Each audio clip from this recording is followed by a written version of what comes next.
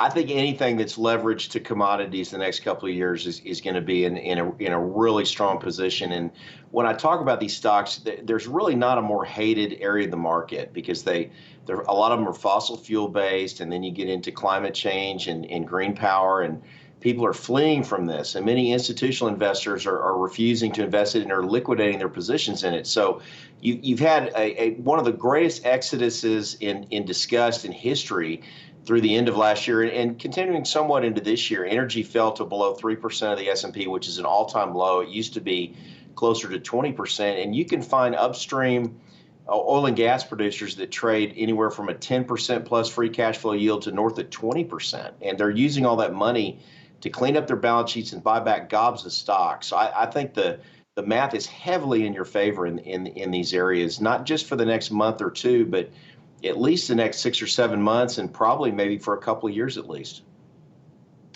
Sylvia, in the last hour, we were talking to Mark Zandi about the JOLTS report that we got out this morning and comparing that, or more so, what does that tell us about the labor market after the huge miss that we saw on Friday? But when we see that there are almost 11 million jobs open in the U.S. economy, is that an encouraging sign to you? And I guess, what do you think that tells us just about the pace of this recovery and what to expect going forward? Well, I think the last jobs number and seeing the employment rate fall from 5.2 to 5.4% slows us down a little bit, but in a way that's good for, I think it's, it's sort of maybe slows us down in terms of overall growth. Maybe we get a little bit less growth than we expected, or it takes a little bit longer. But in terms of market performance, which has thus far seemed to be slightly divorced from that, I think it's a good thing because we have this situation where the Fed will probably take some time to taper, not go as sort of fast and furiously as they may have wanted to go. So I think in a way the market likes that story. And then if you think about rates will probably stay lower for longer. Big corporations will remain flush with cash. They still have government stimulus on the books. So I think, it's encouraging in that there are jobs out there. And when, some of the aid sort of expires, hopefully we'll see those numbers go in the right direction. And it's also encouraging because I think, fiscal and monetary policy will continue to support the economy and support the markets in the near term when we get past, hopefully get past anyway, the different variants that are coming out and really see steady growth going forward.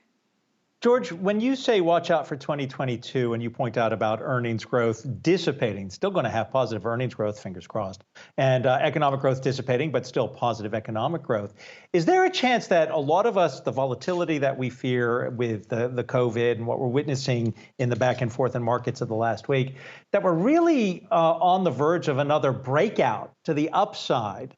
Because with $1 trillion in savings, at least of household savings, plus government spending coming at us to replace the Fed's pullback if they go there with tapering, how do you stop markets from going up with all that behind it?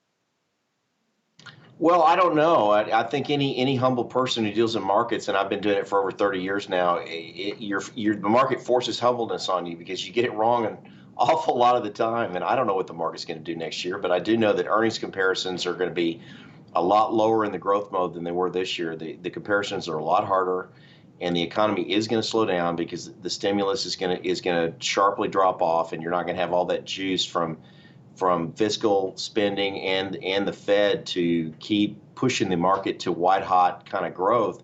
And then you look at the potential for what I've been talking about earlier, which is sustained inflation. All the monetary policy authorities are saying, oh, inflation's going to go away and it's not a problem. I think a lot of the commodities would tell you it's going to go on for a lot longer than they'd like it to. And eventually you're probably going to get higher interest rates with that. And if you get higher interest rates, growth stocks are not going to look as attractive at these elevated multiples. If interest rates go higher, the discounted earnings are going to be worth a lot less. And so I think next year's going to be harder. I don't mean it's going to be a bad year necessarily, but I think that the easy lift in terms of increase in stock prices and making money is over. And I think it's going to get a lot harder going forward.